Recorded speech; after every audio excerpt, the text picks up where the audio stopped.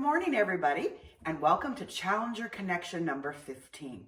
I'm Commander Melissa, and I hope you watched Commander Jennifer and Sydney on Friday. You'll see them again on Wednesday.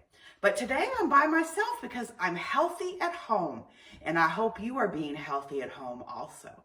Now, on these healthy at home days, healthy is a key word. So I've been trying to take walks every day. And when I've been taking my walks, I have noticed a lot of beautiful plants and trees and shrubs in my neighborhood.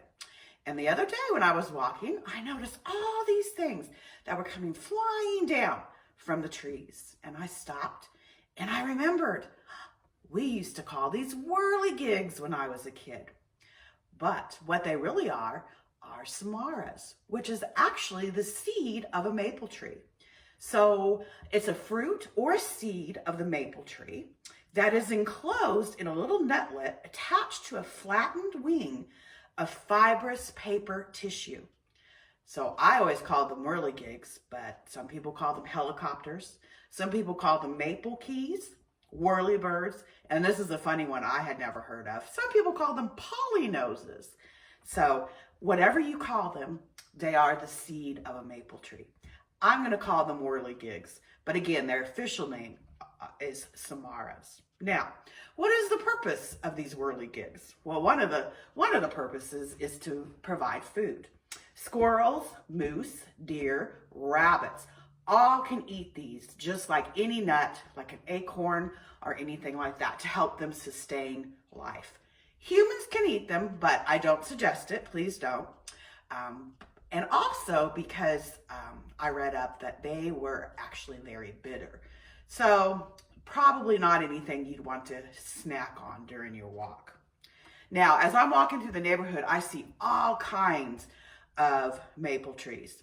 Only 2 of those kinds are actually native to Kentucky, which means they grow here without being planted by humans. And those are the sugar maple and the red maple.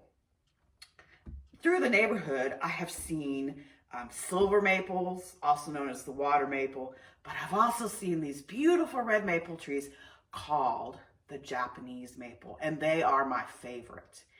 Now, let's look at some whirligigs that I found on my walk. And if you notice, there's some that are really big, and you can kind of see their papery wings. They almost remind me of angels a little bit. And then you see the stem with the red ones on there, the tiny, tiny, tiny red ones. Those are actually from a Japanese maple. And that's why I like it so much, because it's so unique. All of those are seeds. All of those do the same thing. They're just different sizes and from different maple trees.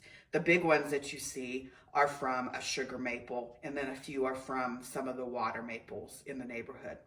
Now, let's look at the leaves. Even the leaves of the maple trees can be a little bit different. Of course, the red one is from a Japanese maple that is in full bloom. And then you see some more whirligigs from a Japanese maple, and those leaves aren't quite large and red yet. They're still green. And then you see a maple leaf from what I think is a water maple. Again, I'm still learning about my trees and shrubs as I walk through the neighborhood. Now, you've probably noticed when the seeds fall, all the whirlybird shape causes the samaras to spin as they fall, propelling the seeds a considerable distance in the wind. So watch this little video, and all my friend did that I was walking with, she took a handful of whirligigs and threw them up in the air, and down they came. I also wanted to show you all the whirligigs I see on my walk.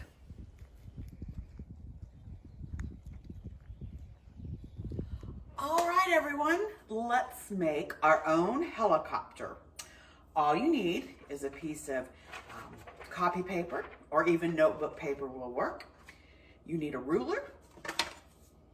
You need a pen or a pencil, some paper clips, and some scissors. And I'm going to take you step by step on making a paper helicopter.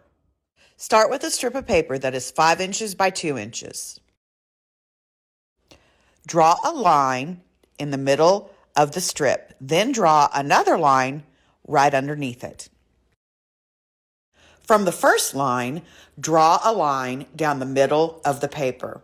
Then split the second half into 3 parts using 2 hash marks.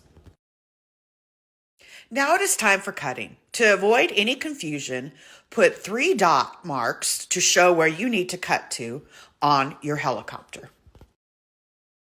Now cut your helicopter in 3 different places, going from the edge into each dot. Now it is time for folding. On the shorter section, fold the flaps over the middle section to create the base of the helicopter.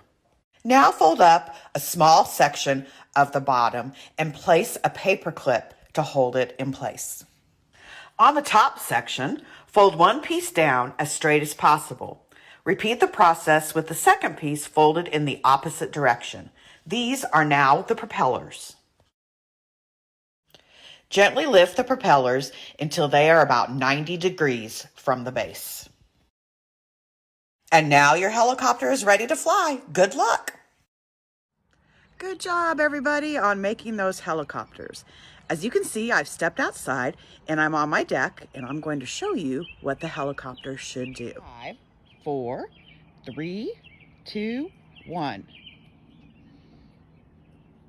Great flight!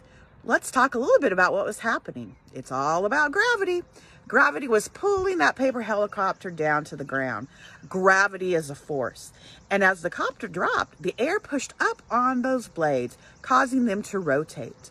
In doing so, those blades created lift, which keeps the helicopter in the air.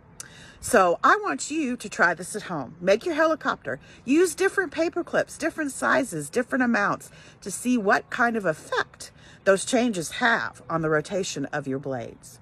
Also, I want you to investigate a little bit about what makes a real helicopter fly. How do those propellers work? So I hope you will join us again soon for Challenger Connection 16. This is Commander Melissa, over and out. Make sure you join us every Monday, Wednesday, and Friday at 10 a.m. for a new Challenger Connection.